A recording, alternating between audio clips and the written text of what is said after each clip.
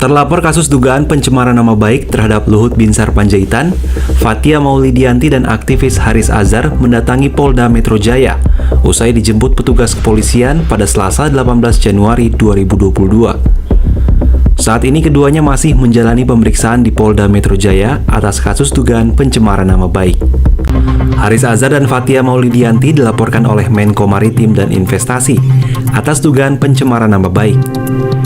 Keduanya dilaporkan atas dugaan tindak pidana menyebarkan fitnah dan informasi palsu atau hoax pada video yang diunggah Haris Azhar ke YouTube terkait keterlibatan Luhut dalam perusahaan tambang di Papua.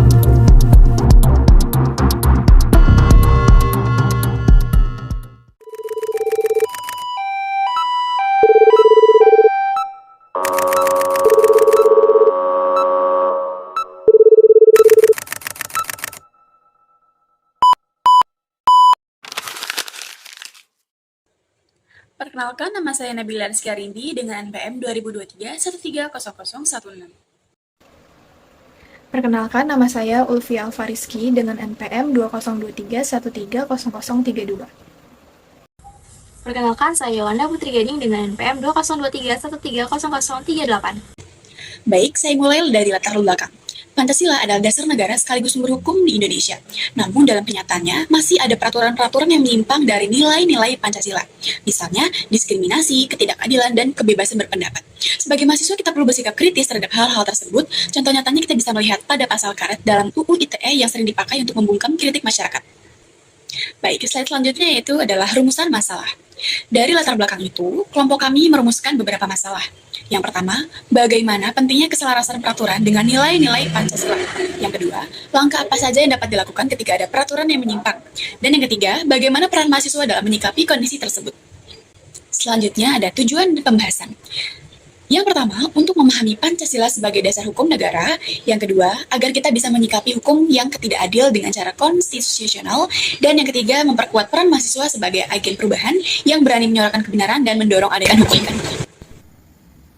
Dalam kerangka teoritis, kami menggunakan 3 teori utama dari penelitian terdahulu. Yang pertama yaitu ada internalisasi nilai Pancasila.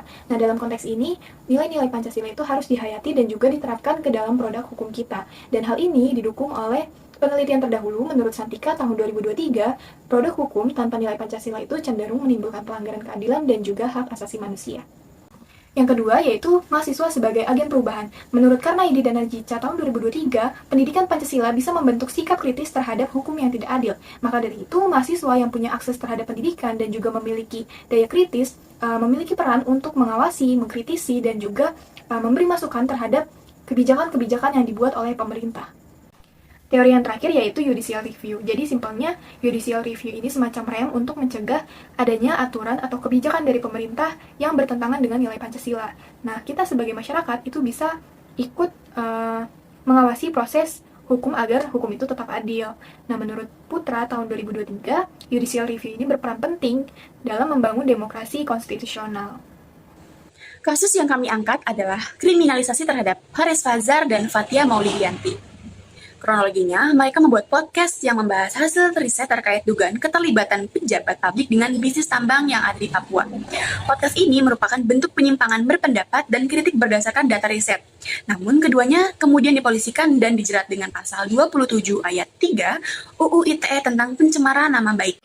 Dari studi kasus yang telah dipaparkan oleh rekan saya, kami menyimpulkan 3 hal penting. Yang pertama yaitu pada Undang-Undang ITE bisa dikatakan tidak mencerminkan nilai Pancasila karena di dalamnya itu terdapat undang-undang atau pasal-pasal karet yang dianggap rancu atau ambigu karena bisa membatasi ekspresi ataupun hak asasi manusia mengenai kebebasan berbicara atau kebebasan berpendapat. Yang kedua yaitu terdapat pelanggaran nilai-nilai Pancasila terutama pada sila kedua dan kelima yang berbicara tentang keadilan.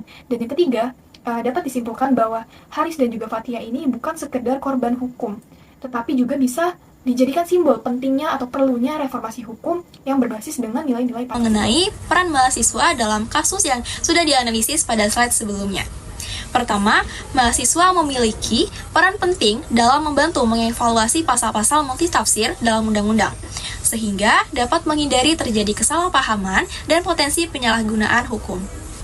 Kedua, mahasiswa juga berpartisipasi aktif dalam diskusi publik serta advokasi hukum, di mana peran ini juga memungkinkan mahasiswa untuk menyampaikan aspirasi sekaligus memberikan solusi yang alternatif.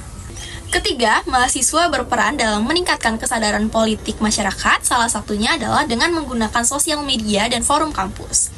Dengan demikian, mahasiswa bukan hanya sebagai agen perubahan, tetapi juga sebagai kontrol sosial yang kritis dan konstruktif. Next slide, langkah strategis yang dapat dilakukan. Pertama, mahasiswa harus kritis terhadap isi peraturan, bukan hanya sekedar patuh tanpa memahami substansinya. Kedua, apabila terdapat undang-undang yang bertentangan dengan konstitusi, mahasiswa dapat mendorong adanya judicial review.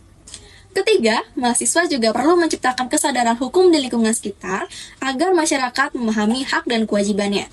Keempat, memperkuat pendidikan Pancasila serta diskusi publik di kampus. Sangat penting untuk menanamkan nilai kebangsaan sekaligus mengasah daya kritis mahasiswa. Dan kelima, mahasiswa juga dapat mendukung korban represesi hukum, misalnya seperti kasus Haris dan juga Fathia melalui solidaritas serta kampanye sipil. Next slide, kesimpulan. Pancasila bukan hanya dasar formal, tapi juga landasan nilai dan juga moral hukum. Masih ada peraturan yang bertentangan dengan Pancasila dan bisa berdampak buruk seperti pembungkaman ekspresi. Mahasiswa punya tanggung jawab kritis untuk menjaga nilai Pancasila tetap hidup dalam praktik hukum dan juga kebijakan negara.